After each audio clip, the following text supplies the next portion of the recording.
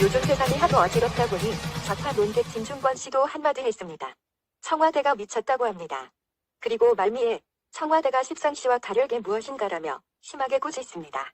십상시는 중국 후한말의 영제 때 국정을 농단하며 세상을 시끄럽게 했던 환관 10여 명을 지칭하는 말입니다.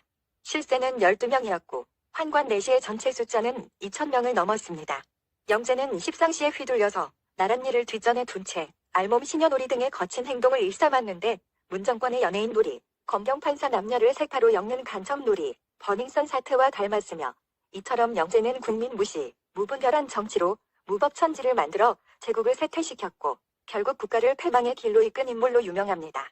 문재인이 낮은 단계의 연방제로 자유대한민국을 멸망시키려는 것과 유사합니다.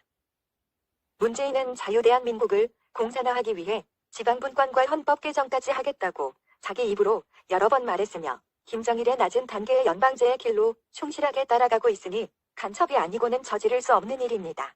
문희상이 국민과 의회 정치, 헌법과 국회법을 무시하면서 예산안 날치기를 비롯하여 낮은 단계의 연방제 실현을 위한 선거제법과 공수처법을 1+4의 야합으로 처리하여 날치기 3종 세트를 실현하는 과정을 보며 문재인은 식물국회, 동물국회, 볼상사납다 라고 표현했습니다. 후한말에도 백성들은 십상시들이 볼상사나워서 때려 죽이고 싶었을 것입니다.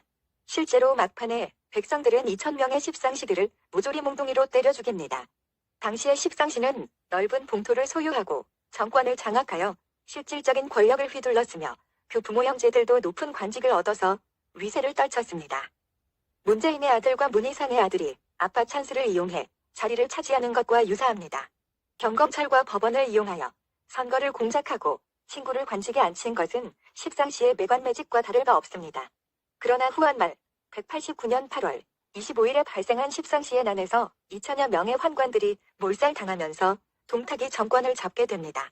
십상시의 수장이었던 장양도 관군에게 쫓기다가 절벽인 부원이 바위에서 떨어져 죽습니다. 이후 후한은 삼국으로 쪼개지며 혈투를 벌이게 됩니다. 특히 십상시의 곁에서 훈육된 영제는 십상시의 수장인 장양을 아버지, 부수장인 조충을 어머니라 부르며 따랐다고 합니다. 길러진 간첩 문재인은 시진핑을 아버지, 김정은을 어머니라고 부르며 따르고 있습니다. 중국몽을 함께하자며 한국이 중국과 운명공동체라고 시부리고 다닙니다. 미국 CIA와 FBI가 김정은을 죽이려고 한국 땅에서 스나이퍼들의 훈련을 하고 있는데 문재인 보라고 하는 것도 모르면서 죽으려고 환장한 놈입니다. 환관은 생식기가 없는 남자 내시로서 조석으로 가까이서 군주의 수발을 들므로 국정동향 정보는 물론 주군의 성생활까지 그 비밀을 속속들이 알고 있습니다. 따라서 왕을 움직일 수 있는 비법을 알고 있는 것이지요. 임종석, 조국, 백원우, 문희상, 정세균, 유재수 등을 비롯한 2,000명의 문밥, 녹밥 환관들이 방송 장악으로 여론을 조작하며 국정을 농단하고 있습니다. 그런데 1월 초 좌파 진중권의 십상시 발언이 현 정권을 뒤흔들고 있으니 참으로 아이러니한 일입니다. 야당에서는 이번 사건들을 문정권 게이트 10종 세트라고 합니다. 십상시에 버금가는 각종 비리들이 하루가 멀다 하고 쏟아져 나옵니다. 조국 게이트, 정경심 게이트, 버닝썬 게이트, 우리들 병원 게이트, 사모펀드 게이트, 태양광 게이트, 원전 폐쇄 게이트, 울산시장 선거 공작 게이트. 끝도 없이 파다파도 나옵니다. 청와대 민정수석실, 산하공직기강 비서관실이 감찰 결과를 덮어버리고 대통령 친구를 시장에 앉히려고 공작 선거를 하는 등 비선 실세로 불리는 3인방이 경찰과 짜고 국정을 농단했다는 것입니다.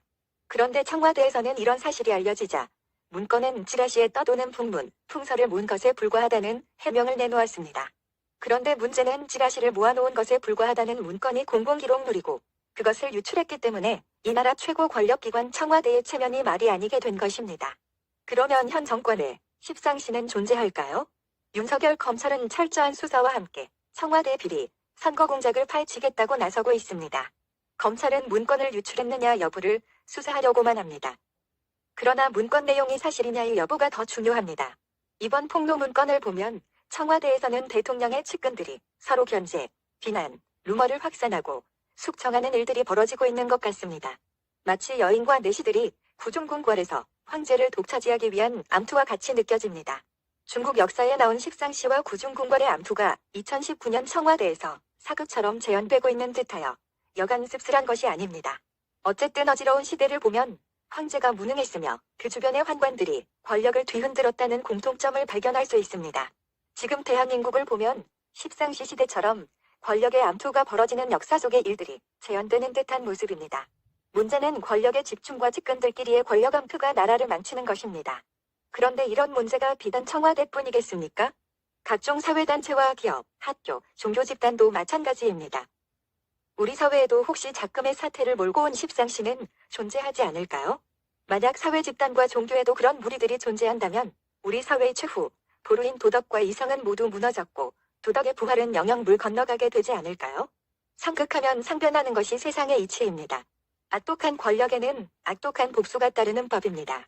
개인이나 가정이나 단체나 국가나 종교나 모두 그 권력이 왕성할 때를 조심해야 합니다. 하늘은 짓지 않은 벌을 내리지 않으며 행하지 않은 복을 내리지 않습니다.